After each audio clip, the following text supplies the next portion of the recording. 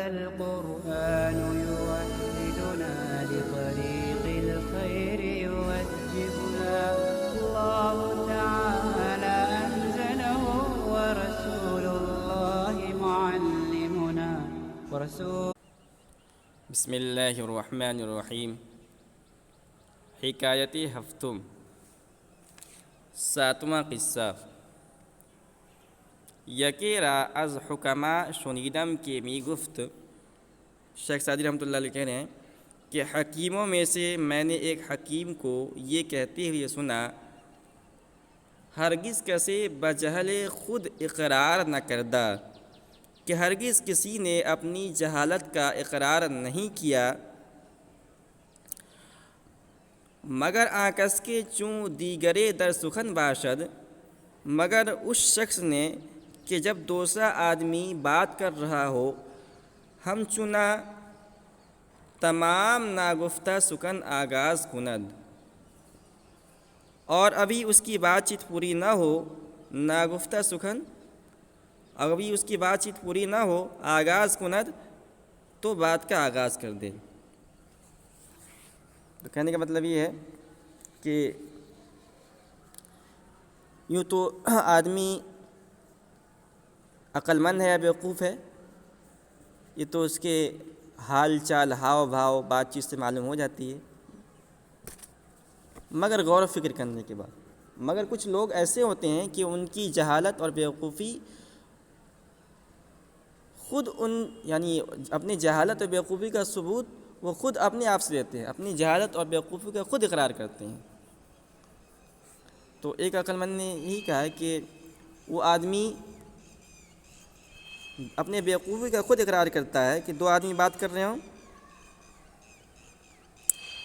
اور ابھی ایک آدمی نے بات پوری نہیں کی ہے، ابھی بات اس کی چل رہی ہے، وہ کاٹ کر درمیان میں اپنی بات کرنے لگے، تو جو بات کو کاٹ کر بات کہہ رہا ہے، بات کو کاٹ کر بات شروع کر رہا ہے، وہ آدمی بیوقوف ہے اور اس نے اپنی بیوقوفی کا خود اقرار کیا ہے۔ اگر عقل مند آدمی ہوگا تو فوراً سمجھ جائے گا کہ بہت بڑا بیوقوف ہے، ورنہ میری بات پوری سنتا ہے پھر بات کرتا ہے۔ تو کہہ رہے ہیں کہ مگر آکس کے چوں دیگرے در سخن باشد، مگر اس شخص نے کہ جب دوسرا آدمی بات کر رہا ہو، ہم چنا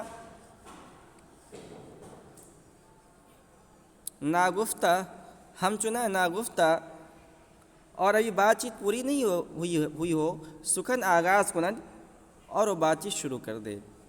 مثنوی: سخن را سر است اے خرد مند و بن۔ سر کے معنی سر کے آتے ہیں، یہاں مراد ابتدا ہے، اور بن کے معنی جڑ کے آتے ہیں، یہاں مراد ہے اختتام۔ سخن را سر است اے خرد مند و بن، اے عقل مند، بات کی ابتدا اور انتہا ہوتی ہے، میاور سخن درمیان سخن، بات کے درمیان بات کو مت چھیڑ۔ پہلے نہیں ہے، میاور سخن درمیان سخن، بات کے درمیان بات کو مت چھیڑ۔ سخن را سر است اے خرد مند و بن، بات اے عقل مند، بات کی ابتدا اور انتہا ہوتی ہے، میاور سخن درمیان سخن، بات کے درمیان بات کو مت چھیڑ۔ خداوند تدبیر و فرہنگ و ہوش۔